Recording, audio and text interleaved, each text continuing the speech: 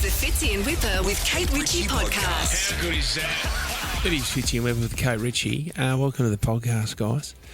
Pets. You've heard of them before? Yeah. It's when you bring home an animal and you have to look after that animal. Oh, okay. Unique calls that you have for your pets. Because you know what? You name your pet, but then, in Australia, we like to give that pet name a nickname that then leads to another name that then leads to another name that you yell out when you're looking for that pet. Yeah, very Australian. My wife has got numerous calls just for the cat at the moment, which we need to touch on in the podcast. We'll do that soon. This is the Fitzy and Whipper with Kate Ritchie podcast. Let's talk about what this food expert has come out and said, and basically giving us a warning. If you don't want to get sick, then don't do this. And I'll tell you what, mate. There is a fair bit of gastro running hot across Sydney at the moment. There are toilets that are getting absolutely smashed. Yeah. Oh, my God. Get yourself some new porcelain. The advice is not to eat 2 kilos of mud crab, is it, from the fish markets? Yes. Because that can make you really crook, can't it? Especially when you're on sort of a date. That can get really ugly. You find yourself running to the bathroom. 2 kilos. They unfortunately, the restaurant had to go back out in the boat and get another mud crab. There was so much that they had to order. Another issue was when we were in LA, I think, Fitz, we were about to get on the plane and I had a bit of a bad stomach and couldn't help myself but order another hamburger. And I tell you what, you do not want the gastro on LAX, heading back to Sydney town. That poor toilet. Have you ever been on a plane when they have an issue with the toilet? It's is horrible, the worst. Mate. And then you've got like an air hostess with a can of Clean 20 just spraying everywhere, knowing that whatever's happening in there could affect everybody through our small air conditioning system as it gets spread.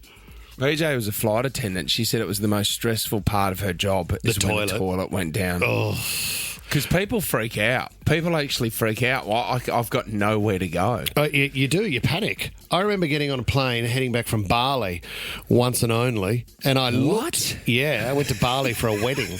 And I got off to never told anybody this. You must have got paid a lot of money. Was it a big commercial? Yeah, it was. No, it was April Fool's, and I thought I was going somewhere else. They got me a beauty. But I landed there. Anyway, on the way home, I went, no, I'm not going to get Bali belly. I'm sitting on the plane, and then all of a sudden I went, oh, my God, what is that rumbling that was far too loud down there? And I looked to my left on the plane, and the trolley was there, and I looked to my right, and the trolley was there. I was like, how am I going to get to that? I went on one of the tall ships for a charity event last year. This tall ship is 120 years old. There's probably 80 to 100 people that have paid to be on this ship, and a storm hits. It's raining. It's wet. There's 2 toilets downstairs. Both of them break.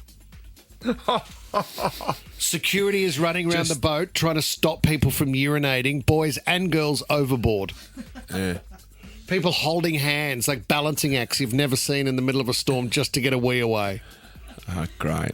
Tommy, we should do 13 24 10. Where were you when the toilet broke down? Oh, yeah, I like that. There is nothing worse. Yeah, nothing It's worse. not even the topic I'm trying to get into. I just got carried away with the fear of the old thunderbox breaking. And that's what we do on this show. You know what? We go down different roads. We're loose. You're not going to go back onto this subject again. I'd stick to toilets if I was you. All right. Well, I went on a boat another time, right? Oh, no. And I can tell you, it was one of those pontoon boats, and we were out there, and it was rocky. One of the toilets broke. So, to paint a picture, the toilets are next to each other, and then there's just a partition wall in between, but there's a small gap between the toilets at the bottom, right? So there's probably 400 mil at the bottom between the 2 toilets. One toilet overflows. I'm in the other one. I see the water and whatever's in the toilet, which was like toilet paper, start flowing under my door. Oh. And I've got a beautiful pair of loafers on, Fitz. And I'm dancing in the toilet trying to avoid what's coming from the other cubicle. This wasn't your boat share, was it? This wasn't the boat that you share with 5 other rich people? I don't know what you're talking about. I don't have that. Where were you when the toilet was broken? And what sort of disaster did it cause? Just to really bed in the topic, on Monday you did when as a trader used your toilet wet. Yeah. So you're doing heavy on the toilet gear in 2025. I'm not afraid to do heavy bowl gear. Mitch, where were you when the toilet broke down? How you going, boys? Big fan of the show. Love you, Mitch. Thanks, Mitch. So, look, we were about 4.5, 5 k's offshore, chasing some kingfish and some dolphin fish and a few other things, mate. And look, it was a bit of a celebratory weekend. A couple of the boys had been on the sauce the night before, and yeah, look, mate, one of the lads definitely was not cut out for the sea life. Yep. And yeah, the toilet wasn't working. Old mate was sort of, let's say, leaking from both ends at one point. So he had nowhere to go and spew. He was sort of bent over forwards at some point, and then he had to do the old switcheroo and hang the duds over the edge. There. Oh, it's a great day out. Good. Just a bit of fishing with the lads, a little bit of fun. Yeah, look, exactly right. It was meant to be a bit of fun, but yeah, it turned out to be a bit more of a messy weekend than we planned. That's horrible, Mitch. Yeah, wasn't sure if I wanted to stay in the boat or jump out, but yeah, he quickly made my mind up for me with that one. Good on you, Mitch. This is the Fitzy and Whipper with Kate Ritchie podcast. What's your unique call that you do to get your pet back to the house? Or is there someone in your family that's really annoying you at the moment? So we've got a beautiful little cat that we got from the RSPCA, Luna. Okay. Loony Loon. There's so many different names. My wife is just, and this is what I do love. It's a little idiosyncrasy that I love about my wife, that when you give a pet a name, she'll end up, I reckon you're looking at 6 or 7 different nicknames for the pet. Okay. So there's Beastie, there's the Beastie Boy, there's there's just, okay, so last night, this is what I'm copying at the moment. So the cat's not allowed out. Where we are, right, there's a few cats have been bitten by snakes in the area. So we haven't let the cat out. Yeah. But if you leave a door open for 5 seconds, the cat's gone, right? So Bichet's even now got poor cat's got an air tag on its collar. Awesome. Just to track the cat, right? But this is so the cat's name's Loony. All right, Loony. This is my wife. So when my wife is looking for the cat, this is her unique call to get the pet in.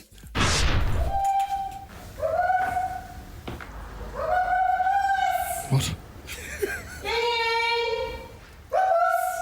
Puss? Is he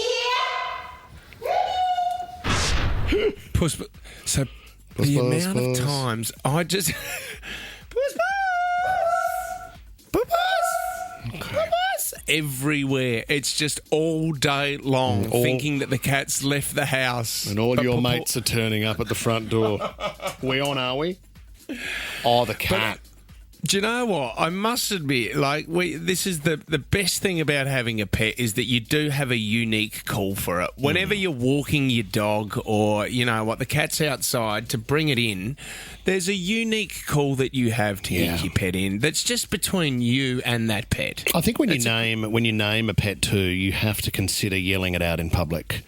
So whatever you're prepared to yell out, like if you decide to do something different and want to call your dog Murder or something, you're going to have to be at the park yelling out murder, right? You've got to be ready for that. You've got to be prepared to do that. So you need that level of consideration when it comes to a cat. To default to have the name Loony, right, and then to default to Puss, it just feels it feels lazy, to be honest.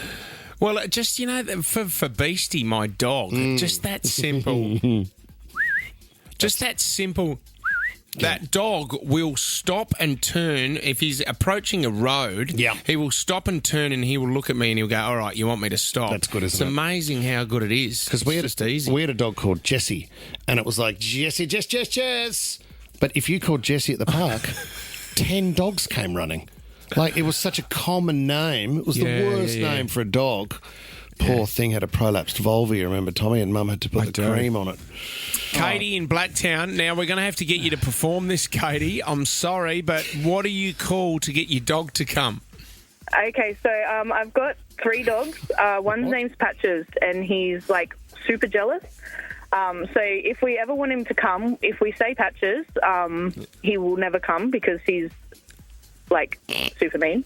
So instead, when we want him to come, we'll call one of our other dogs' names. So if we sit there and we go, Mika, Mika, he'll come racing over and look at you and smile at you because he's so jealous. He's jealous. Yeah. He's jealous, yes.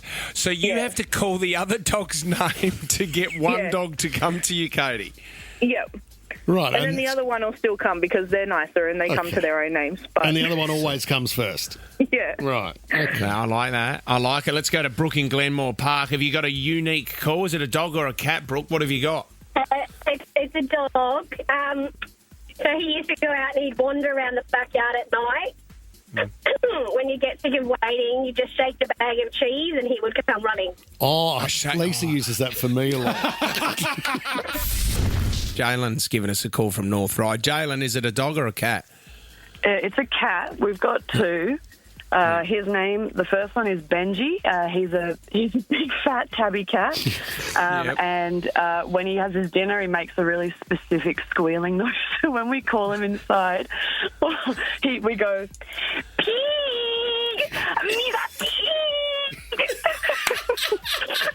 All our neighbours. And then the second cat, he's much more refined. His name is Kovu. And so to call him that, it's very different. His call is Kovu, Coco Chanel. Oh, my God. You've lost the plot. Jalen, you have lost the plot. You are exactly like... Also, it's 4 of us in the house. All of us accept this is normal and do it. Oh, that is hilarious. That's what I love about pets. They are part of the family. I love it so much. The Fitzy and Whipper with Kate Ritchie podcast. Let's talk trains and Asher across this. How are they looking this morning? Yeah, look, services are running pretty close to normal today. We've heard that 147 drivers and guards have not shown up for their shifts today, which is significantly less than the 700 on Friday that chucked a sickie. So still some delays, but nowhere near the impact that we saw late last week and at the start of this week. We will see the state government head to the Fair Work Commission today to try and block the industrial action. So hopefully we should see some relief for commuters pretty soon off the back of that. In the paper here it says it comes after the strike led to 3,935 train services being cancelled or delayed between Friday to Sunday. That is massive. That is It's huge. massive. Do you know the unfortunate thing is it's the only way that you can get your voice heard. And this is the thing. They want better conditions. They try for a very long time to get them and they get no answers back. Now, the only way that you're going to get the government to listen to you is to strike and to protest and to have days off, and then people can't catch the trains. Now we're these talking negotiations have been going for 9 months now. It's been a really, really long process for them. There was someone called and said, hey, why don't you just sack all the workers and we'll employ new people to work on the rail line. And Chris Minns came out and said, do you want me to sack 15,000 people? It's hard because then the knock-on is massive. The knock-on of people on jobs and they're actually turning up to work is huge. The retail that survives on the traffic that comes from the commuters on the train, they are struggling as well. So the knock-on is huge. You might think about 15,000 people, but you've got hundreds of thousands of people trying to get by day in, day out through the train system and on the train line. Then there was the one driver, I don't know if you've heard this audio, because no one else was turning up to work, she was waiting to be relieved from her shift. Have a listen to this. She came out and made the I've been on this train for nearly 6.5 hours. I'm entitled to some food, yeah? I'm waiting for someone to come and take the train off me so they can take you to the riff, mate, because I need some food. Sorry if that's an issue, but if I pass out on the train while the train's moving, apparently that doesn't look good on paper either, and then I can't open the doors, please. So once again, this train will be moving once I get a new guard to take it off me. That's the train driver making an official announcement. She needs a sandwich. My God. It is. They have the power to have this protest. This is the thing. But, I look at hospital workers and nurses and stuff like that. You don't have... it's not like you can walk off the job and leave people in a hospital to protest to get better conditions. It's hard.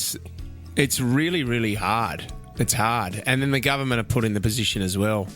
But you just want them to sort it, don't you? Like, it's just, everyone wants to get into their routine every single day, and when that's broken up because you can't jump on your train or your bus, it just... I know. And then you got to deal with your boss. Then you got to rock up to work at the water cooler and speak to Tom. It's just a horror. It's a really hard day. What's the hardest part about that you've just sort of programmed there? Is it talking to Tom around the water cooler? Hear about Tom's, sort of how he's weight loss and that's going. Yeah, we talk about Married at First Sight, what he's dug up in the back garden. Yeah. I don't want to hear about those stories that the kids have in their hands. Back on the and train the worst to the part roof. about you having a conversation with Tom, you think, how can I get out of here? Yeah. And you can't get the train home either. No, you're So you're stuffed. This is the Fitzy and Whipper with Kate Ritchie podcast. Fitzy, Whipper and Kate Ritchie's Backyard Cricket Match. Oh, it's up in the air. At Kirribilli House. Because Shannon Knoll is on the line down. G'day, boys. Whose side do you want to play on? One problem I'll tell you, I am prone to come in second a lot, so...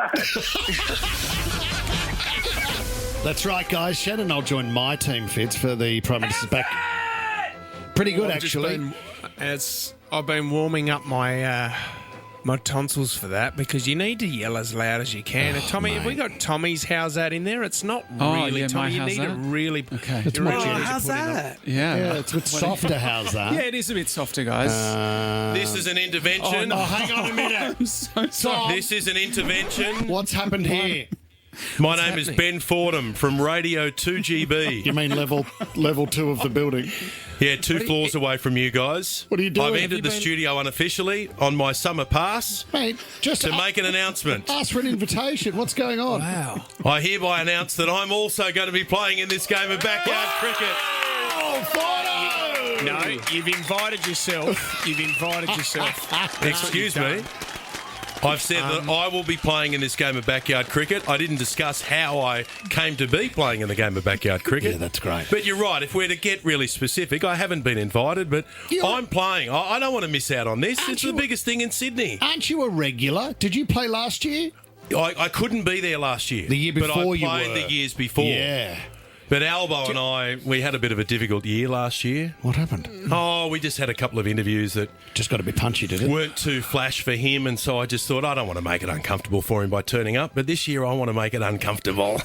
Can I throw something at you, Fordo? Sure, mate. This can be controversial, but you're on 2GB, so you're looking for controversy. I think that you're using us to get to the Prime Minister before the election because he's refusing to come on your show. No, that's not true. Does he come on your show? Yeah, he does, yeah.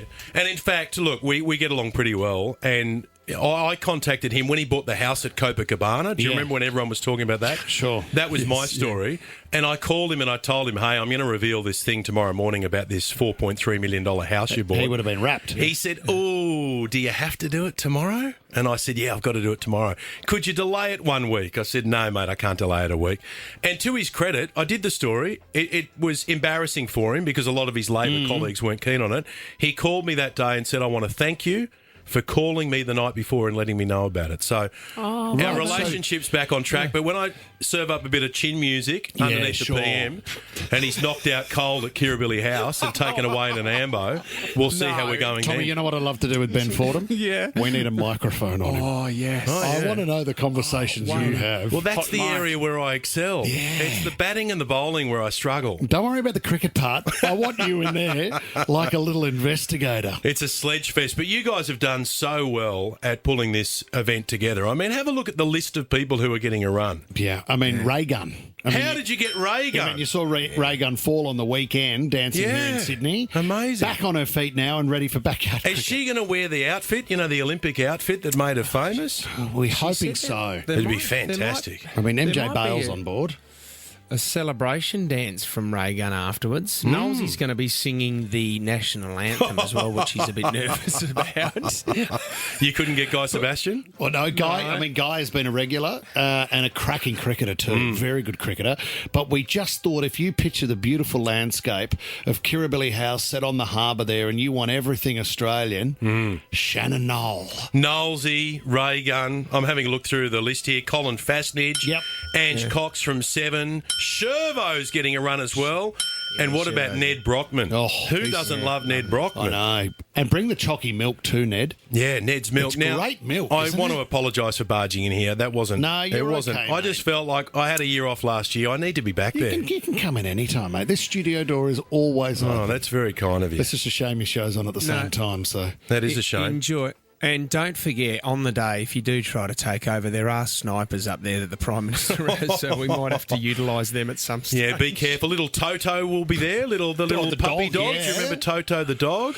Do you know... Yeah, Toto the dog was there. And what about... and Jodie was there as well, the PM's fiancée. Yes. And boys, And there's who's- another issue as well. Any moment now, the PM is going to call an election.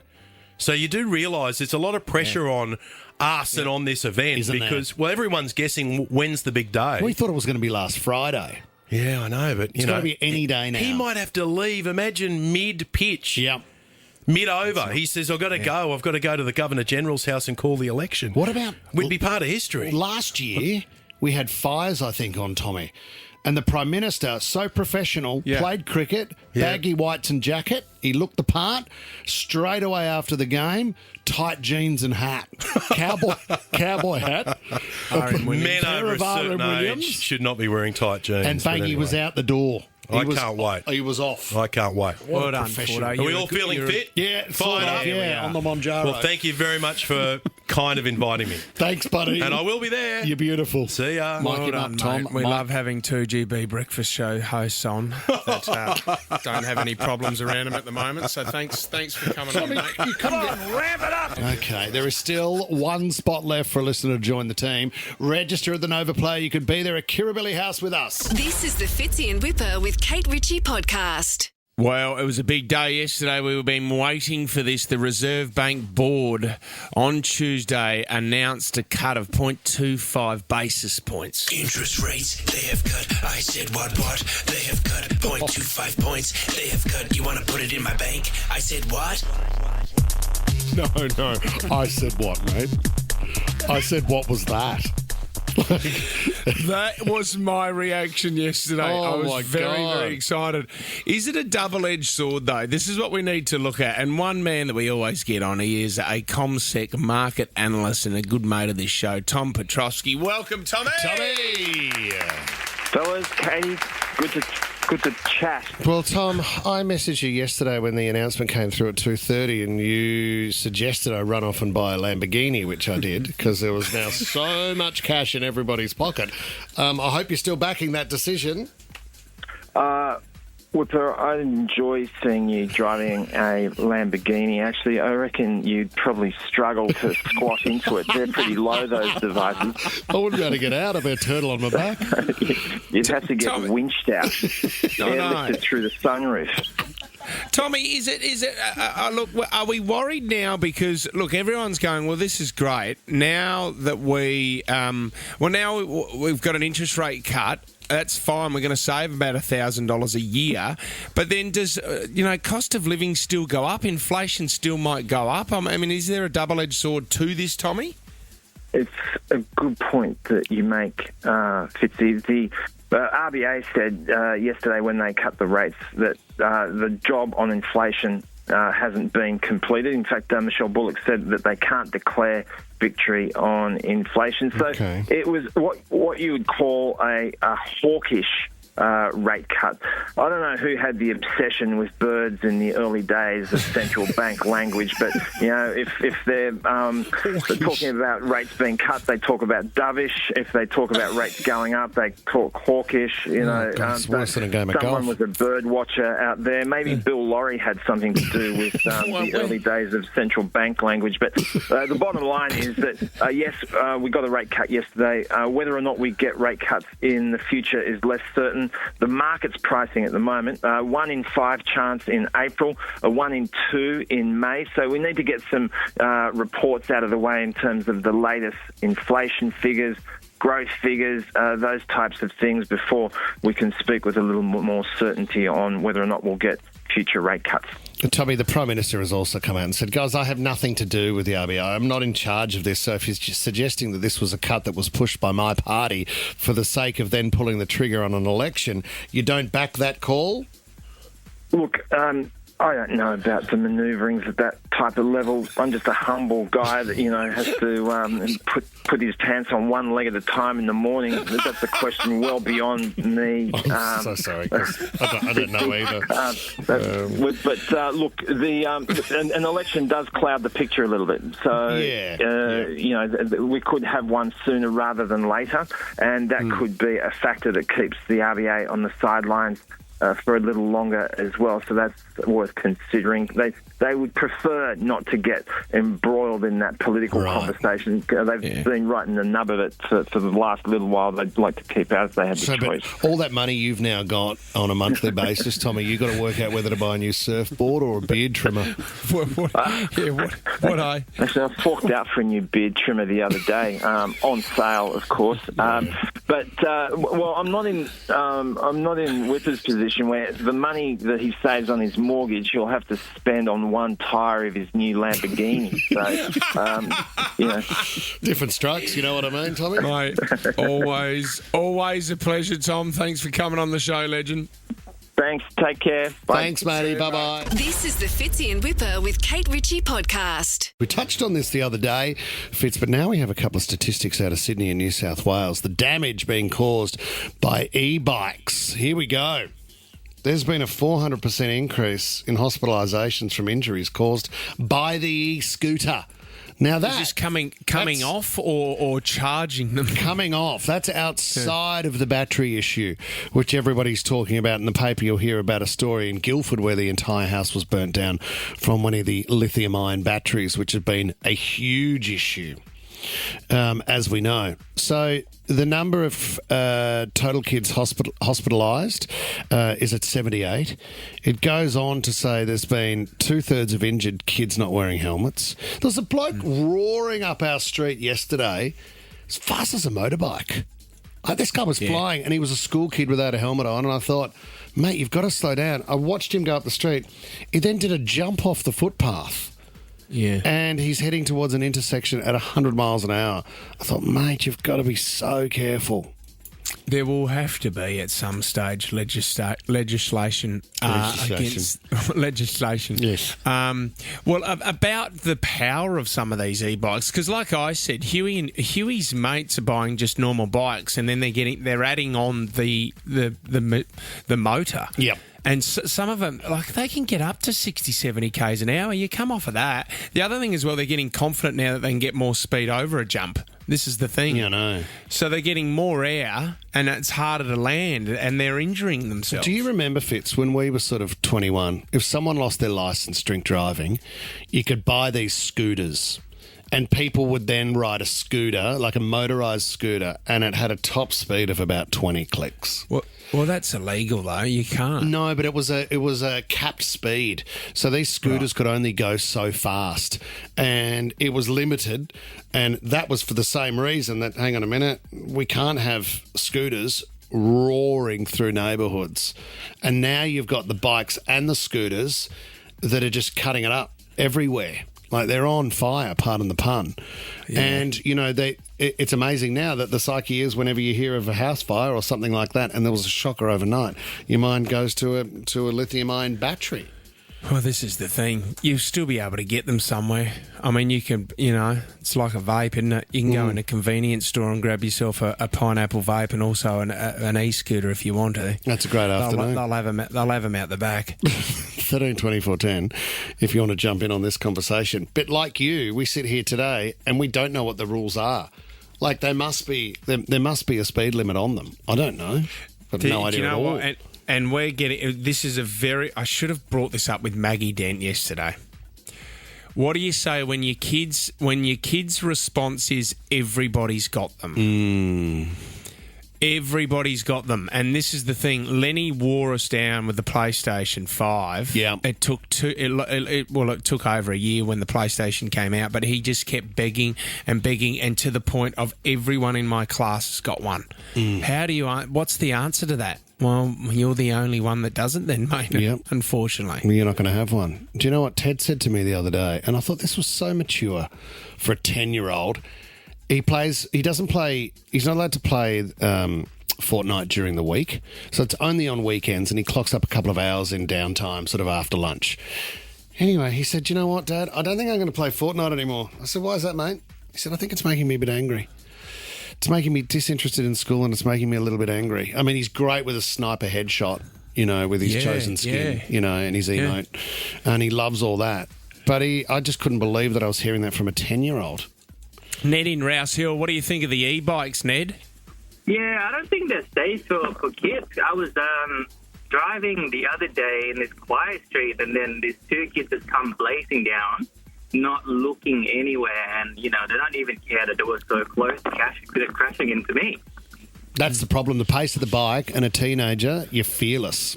Nothing can hurt you, nothing can go wrong until you end up on the bonnet of a car. Ned, it's a bit scary out there, mate, isn't it? Yeah, it is, and they're not wearing any protection as well, and, once they get this feeling of speed and all that, they're just got to get carried away, and they're going to hurt someone, or just themselves. Yeah, I think the government might come out pretty soon. Put a few rules and regs around that. Stage I'm at with parenting at the moment. Yeah. Huey asked me the other day, "Dad, I'm thinking about buying a car." What? How old is he? So he's 15 and a half. So he was going to get an e-bike, and then because he's got a job, and he's saved up about $2,000, which is a good effort. And I basically said to him, "All right, well, whatever you want to put into the car, we'll match it." I think that's a good way to start. He's got no concept of how much cars are, though, and he goes, "Do you reckon Mum would think about selling her car? I don't mind Mum's car." I said, "Oh, no, that's Mum's car. It's an Outlander. Probably worth about 20, 30 grand. I'll give Huey a call after the show. I've got a Toyota Yaris, which is going pretty cheap. That's my car. And I reckon I can get him if he's happy with a white Yaris. $2 grand? Sold. How dare you? He'd probably do that deal. Fitzy and Whipper with Kate Ritchie is a Nova podcast. For more great shows like this, download the Nova Player via the App Store or Google Play. The Nova Player.